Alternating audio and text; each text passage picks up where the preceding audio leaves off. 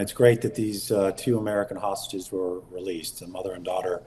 Uh, they're saying because of humanitarian reasons. She was very sick. But it's always good to get Americans released. But there's several more, and there's around 200 total hostages held by Hamas right now, which, of course, is a war crime to hold civilians as prisoners of war. So that is a very good thing, and hats off to everybody that had a role in that. Qatar, for example, and likely the FBI and the CIA. So good for them. But there's a lot more to do when it comes to getting hostages out, and it does look like we are on the edge of this ground invasion. They could be coming with the next 24 or 48 hours. We want to also bring in our Bobby Ghosh. He's a Bloomberg Opinion columnist, but has covered the Middle East for a long, long time. And, I know, Mick, you've got to run. But, Bobby, I wonder if you have a question for Mick, who's also been covering this. We'd love to do that, Mick, before maybe you have to run. Bobby, you have a question, real quick one? Well, yes, absolutely. What I would like to ask Mick is basically the events of the last 24 hours, these missiles and rockets that have been directed at American targets as well as Israel, from not just Hamas, but also, and not Hezbollah, but also from Shiite militias in Iraq, and it looks like the Houthi militias in Yemen. What they all have in common is that they're all sponsored by, paid for, trained by Iran, and how much of sort of Iran is looming over the backdrop of all the decision making that's taking place in Washington over what to do next in the region. That is a very good question and a very astute one. You are correct. Hamas gets about 90% of its military funding from Iran.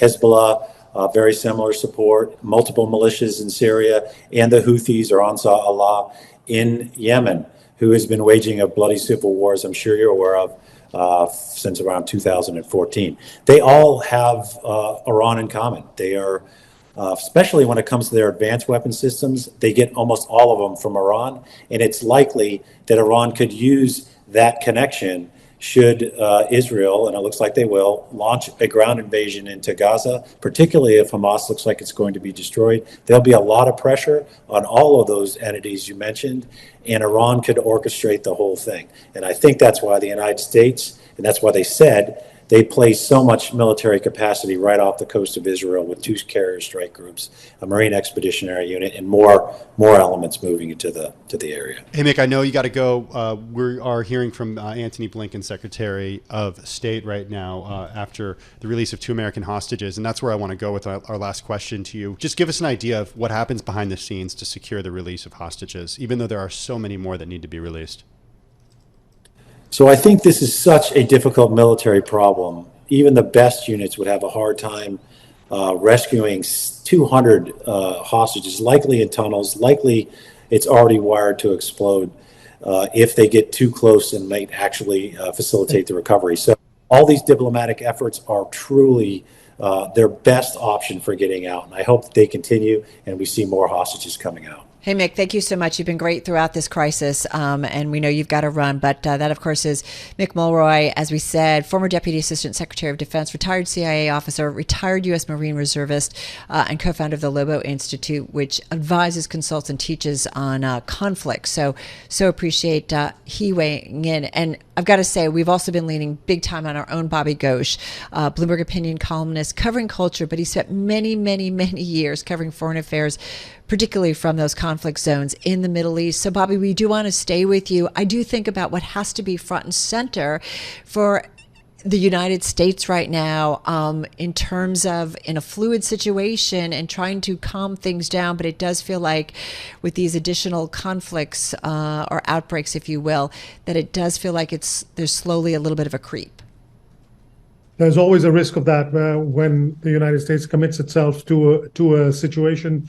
Even if the commitment is for peace, there's always a risk of getting caught up in a war-like situation. So yesterday, the reporting from our news colleagues of these missile attacks from Yemen, which is a really long way from Israel, but these missiles, it would appear, were heading in the general direction of Israel.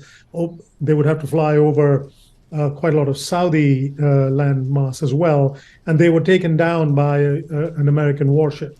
That sort of, now no human being was hurt in the process, but it is an American ship taking aim at a missile that is heading in the direction of Israel. So the United States, to that extent, is already engaged in the war. What does that, Bobby? What does that mean, though, when the U.S. is engaged in that sense? And I asked the same question to our own Nick Wadhams earlier, because does it risk, in your opinion, the U.S. being drawn into this conflict in more so than it already has been? Yes, it does. But the crucial thing is that it took place a long way from the main theater of the war, and that it did not involve American boots on the ground, certainly, and it did not sort of involve shooting down a plane, for instance, or a nest of fighters. No blood was spilled. So that gives the U.S. a certain amount of distance. But it is a cautionary tale. It tells you that the longer this conflict rages, the more we might find ourselves in situations like this. And the fact that the U.S., that President Biden has sent 2 aircraft carrier groups into the Eastern Mediterranean. Right. They're not there just for show. They're there to warn off Israel's other enemies and our enemies from trying to get involved. And if they do get involved, then a moment may come when the United States is forced to follow through on its threats. We should all hope that that moment never comes.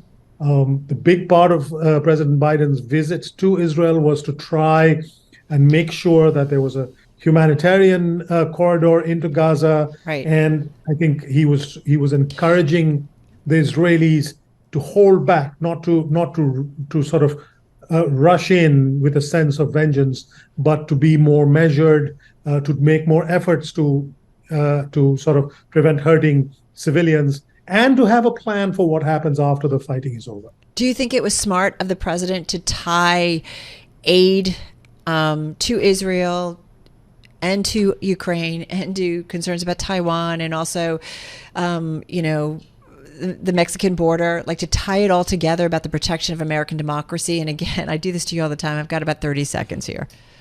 Well, it's the nature of our politics now, unfortunately. In an ideal world, he would be able to do all those things separately, and you would have a responsive Congress that would appreciate what's going on in the wider world. You and I know that that's not what the Congress is like right now.